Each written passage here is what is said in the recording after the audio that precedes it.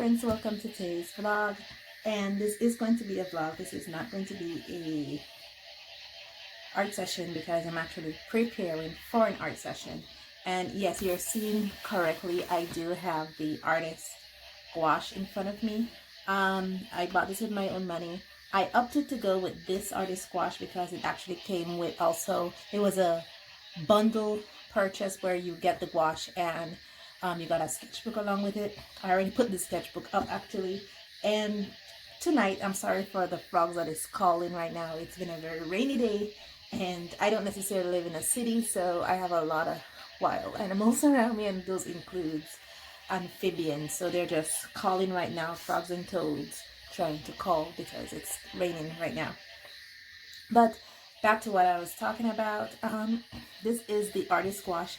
I opted to get the Arrtx Gouache over the Hemi Gouache for one big reason, and this is going to be my first impression. Yes, I've already opened it. It came shrink wrapped, and I've already opened it, but I haven't opened the individual cups, and that's what I'll be doing for this vlog. Okay, as I was getting to, I chose this for a very specific reason, and the reason why I made a conscious decision of going with the Arrtx Gouache versus the Hemi Gouache is because, let me open it up. Oh gosh, first of all, I should say it is super heavy. This is at least 5 pounds, as it's really heavy. Take off the cover.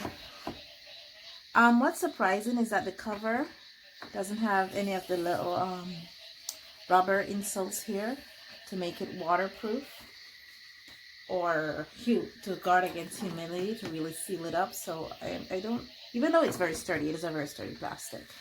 Again, this is not a review, it is a first impression. And so I'm like, oh gosh, it's so bright. Okay.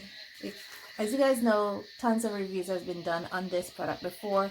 It has the extra palette. I went for the yellow one versus the light blue or pink. And yeah, I'm putting these things aside and I'm like, yeah, I should tell you what it comes with, right? This is actually the reason why I chose this particular set versus the Hemi Gouache, because the Arrtx Gouache comes with pigment information. Aside from color name that is written in both English and Chinese, it actually has the pigment information of these gouache, which is something that I really appreciate. So that's the reason why I opted for the Arrtx Gouache over the Hemi Gouache for this little card right here, which I was just putting aside.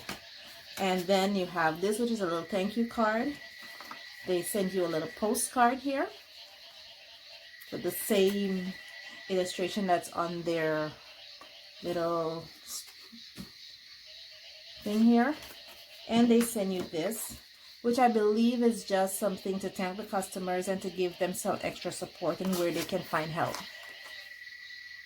Okay, the light I had on this side just blew out, so I want to battle right now with a new bulb.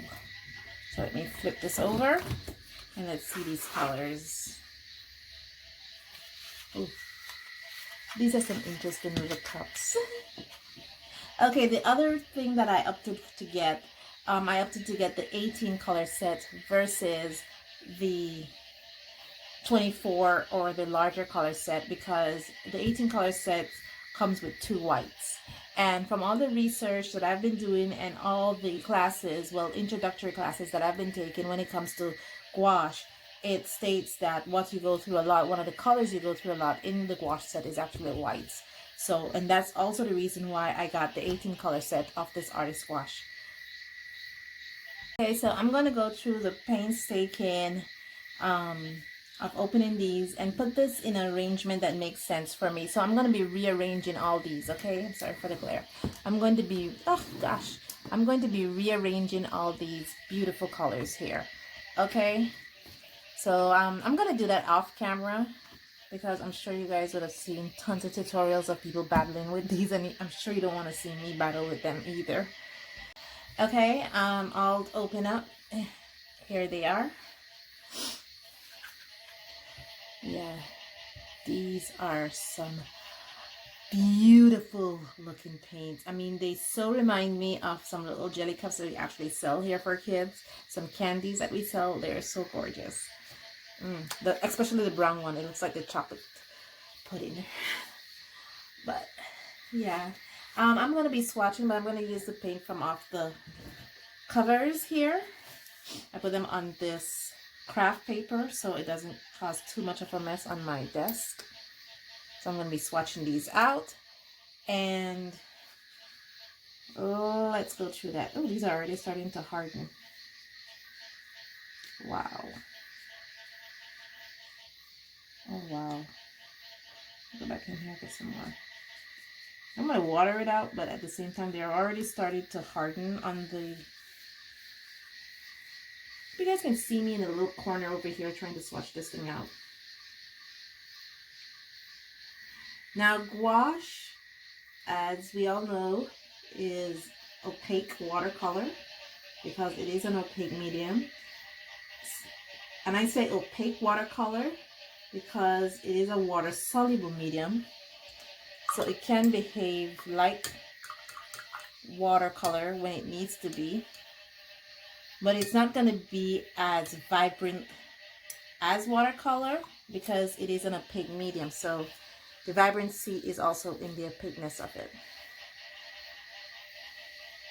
The other thing I should note is that unlike watercolor, this is one of the things I have to remember when I'm using this medium, is that I can go dark into light, whereas in watercolor we work from our lightest values then into our darkest values.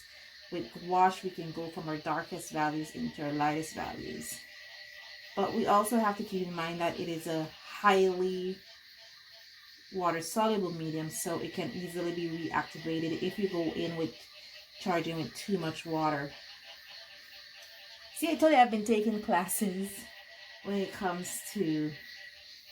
And notice I'm not putting the line between because I know it's opaque. I mean, just look at my water that I have here. My water is so opaque.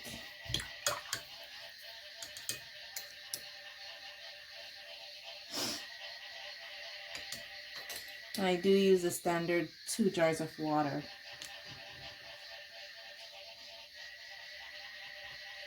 The other thing I learned in my in those introductory classes that I took when it comes to gouache is that you don't go straight from tube or straight from pen into paper. You do have to water it down a little bit. So that's what I've been doing, watering it down a little bit. I should link to the bottom of this, the class that I took. I took 4 introductory classes with watercolor. They're free on YouTube.